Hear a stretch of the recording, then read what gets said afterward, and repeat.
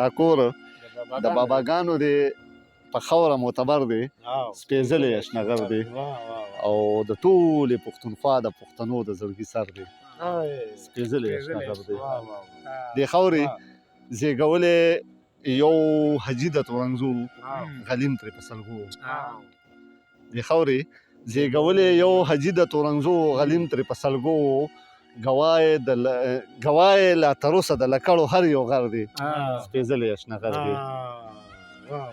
دې خاورې زیږولی بل حاجي محمد امینو په پاک رسول مینو.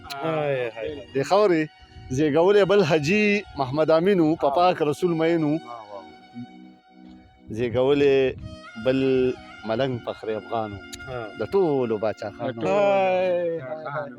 دې خاورې زیږولی بل ملنګ فخر افغانو د ټولو باچاخانو. د عدم تشدد نه دا کل جهان خبر دی. سپېڅلی اشنغر دی.